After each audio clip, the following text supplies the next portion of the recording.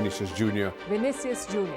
Vinicius Jr. Still goes. Oh, that is absolutely magnificent.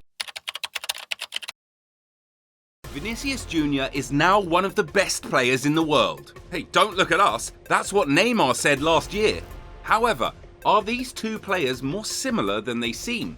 Former Brazil coach Tite believes they might be, and told Vini that he actually reminded him of Neymar, which Vini was thrilled with. Neymar is my idol, and I try to imitate many things he does on the pitch. He does things like nobody else on the pitch, 18-year-old Vinícius told Fox Sports in a 2020 interview. But Vinícius very nearly didn't make it to professional football. Vinicius Jr was born into a poor Catholic family. In 2006, his father, who lived in Mutua São Gonçalo, took him to one of Flamengo branch offices in the neighbourhood. Vini got in, but the club didn't see him as an attacker. They put him at left back. There was another problem. Vini lived far from Flamengo's training ground. Left with no choice, the player moved in with his uncle, who was relatively closer to the club's training ground. Flamengo supported him, and Vini got further assistance from entrepreneurs. His fight for an excellent footballing career began. Then an offer came in. Between 2007 and 2010, Vinícius attended futsal classes at Flamengo School in São Gonçalo at the Canto do Rio. This is where it nearly didn't happen, because as you can imagine for Neymar too, Vini was a gifted futsal player, and after his trial for the Flamengo futsal team in 2009, they wanted to offer him a contract. Unfortunately, they couldn't. He was too young and had to come back after a year. Vinícius said no. He did not want to mess around, and from then on, he had eyes set on only one thing, and that was football. So, he didn't return to the futsal team. Instead, he took a football trial at Flamengo and passed. His journey to football stardom had begun. It didn't take long for Real Madrid to come a-knocking. The winger debuted for Flamengo on the 13th of May 2017 as a substitute. They wanted an electric young talent and had set their eyes on Vinícius. With knowledge of Real's interest, Flamengo quickly offered Vinícius an improved contract. The new contract increased Vinícius' salary and his buyout clause from 30 million to 45 million euros. Vinícius became a Real Madrid player later that season, as they eventually bought him for a reported fee of 46 million euros. That fee would make Vinícius the second most expensive player to be bought from the Brazilian league, with Neymar from Santos being the most expensive. However, things didn't go exactly as planned. Vinícius was supposed to return to Flamengo on loan to get more game time, but now he had to step up, young or not. Real Madrid were undergoing a rut by their standards in that 2018-19 season, but by October, Vinícius was showing he could be a shining light. He lit up the league with his expressive football style of tricks and flicks, much like Neymar was doing only 18 months earlier. One of his standout performances would be in the Copa del Rey Clásico, where he took Gerard Piqué and Nelson Semedo to the cleaners with impressive dribbles that were imperative to Madrid's goals.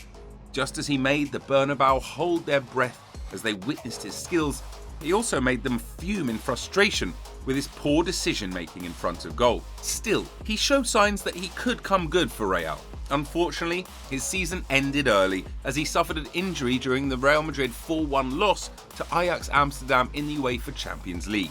When Vini returned from his injury, he had to compete with the new Galactico Eden Hazard for the 2019-20 season.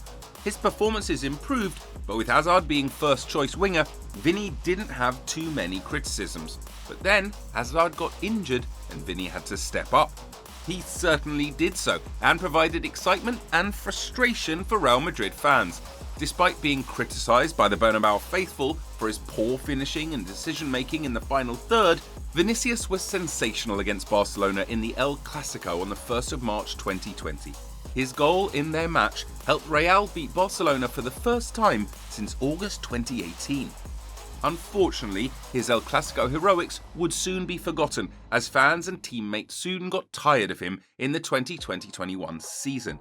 Vinícius started that season with a bang that made fans think he'd left his finishing problems behind him. However, it was a false start, and Real Madrid were hit with an injury crisis. Fans would see a lot of him as he was one of the few players who could still play, but his teammates didn't want to pass him the ball. Don't play with him, On my mother's life, he is playing against us," Benzema said to Real Madrid left-back Ferland Mendy during the half-time of their Champions League match against Borussia Mönchengladbach. Benzema would make sure he didn't pass to Vinicius in that match. Things weren't good either for Vini in the national team. His injury in 2019 while playing for Madrid robbed him of the opportunity of debuting for Brazil after getting the call-up. He would also miss the 2019 Copa America because of that same injury. When he did make his debut, it ended in defeat for Brazil. It looked as if the huge potential he had was dwindling. So, was that to be the end of Vinicius? Would he never truly become the new Neymar for Brazil and light up La Liga? Well, in what may have been one of his last chances to prove himself, Real Madrid played Liverpool in the quarter-finals of the Champions League. If they hoped to beat Liverpool in that match, every player had to be at his best. It was now or never for Vinicius. The pressure was on, but the pressure didn't bury Vinicius. The player came alive in that match and scored 2 goals to help Real Madrid beat Liverpool.